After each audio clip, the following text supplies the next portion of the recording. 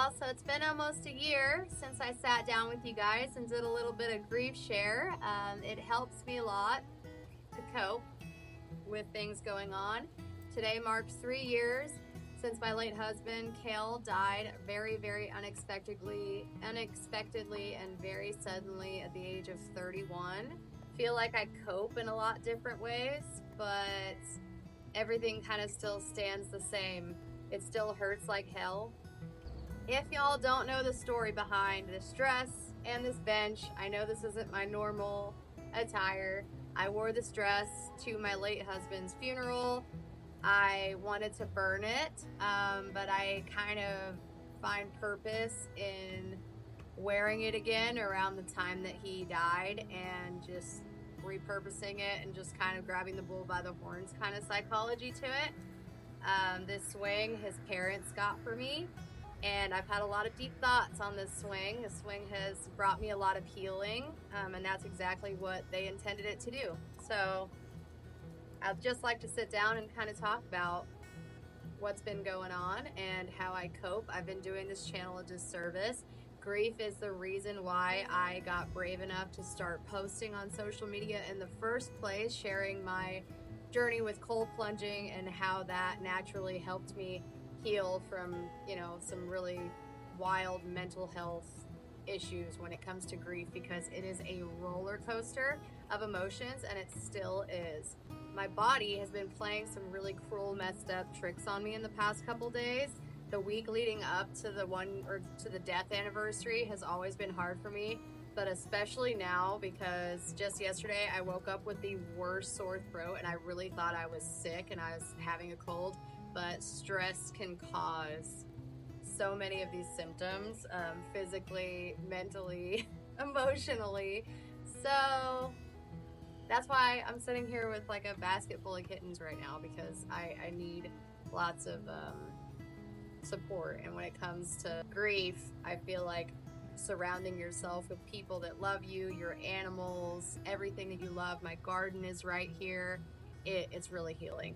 People commonly ask questions, how I deal with grief and how I keep that light in my eyes. I kind of repurpose grief into a purpose. I find a lot of purpose in my grief, in my honoring of Kale.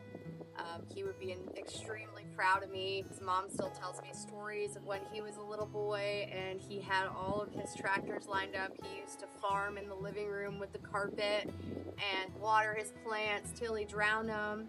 And now I'm like living that. I am a city girl that he brought out here to live, and now I'm working on a farm.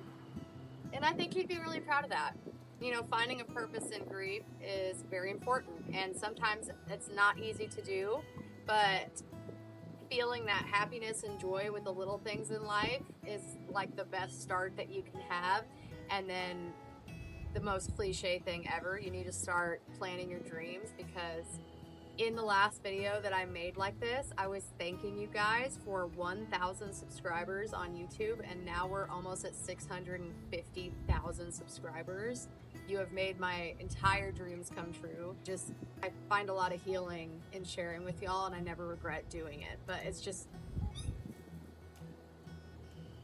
really hard to talk about without completely falling into pieces, and I don't want to slingshot myself back into day one of grief, if that makes sense.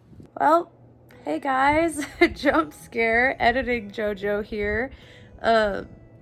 As I was filming that, I was seriously just trying to hold it together.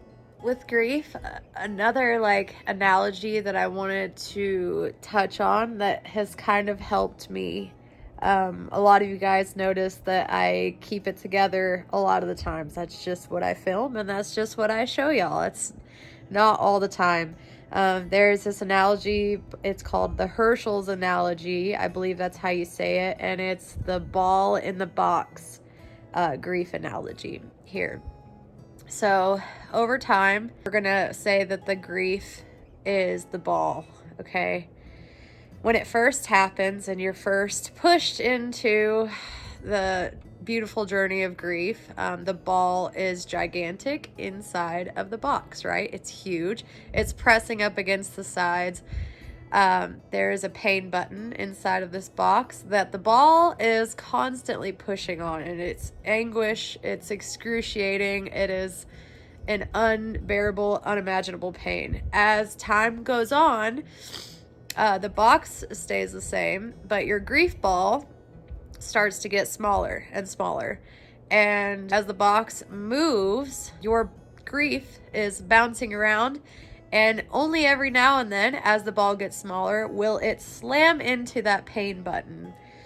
And that's a really, really good analogy for grief, in my opinion, because it is so true. In my case, that pain button never gets any more or any less excruciating. It's the same blow when that button gets pushed, and it happens in the most unexpected times. Just like a ball travels, it's bouncing. You can never really predict exactly where it's going to bounce in your life, but as it gets smaller and smaller, the chances of it are less often, but when they hit, oh my gosh, the waves that I have to ride myself out of when that ball hits that pain button is unreal. I get slingshotted right back to the day that Kale died. But as life goes on, I feel like it gets less often, and also I feel like you get in a space where you learn how to cope and deal with it better. So anybody going through grief has lost their spouse, I am right there with you. I still feel that pain. I was only 29 when that happened to me, and Kale would not have wanted me to live my entire life alone and stop my entire being, my entire job, my entire everything, just because he passed away. He passed away in a very sudden and brutal way that doesn't make any sense, but I just know he wouldn't want me to be unhappy. I used to talk about coping with grief by spending frivolous amounts of money on things that I didn't need. I'm getting better about that 1 year later. I feel like everyone that grieves really hard goes through a stage of that where you're just buying things to buy it, and if you die tomorrow, at least you got to fulfill that need or want for a physical material thing. But just looking back on that video, it just teaches me that I did learn a lot, and I've been growing from the last time I said that to you guys. So, it might be embarrassing, but at least sharing is fun. It's nice. Another thing I like to talk about is how our brains are very, very good at protecting. My brain is excellent at protecting me from feeling like crap all the time. And waves of grief, when they finally hit, I know tomorrow and the next day might be really bad, and they might not. I don't know.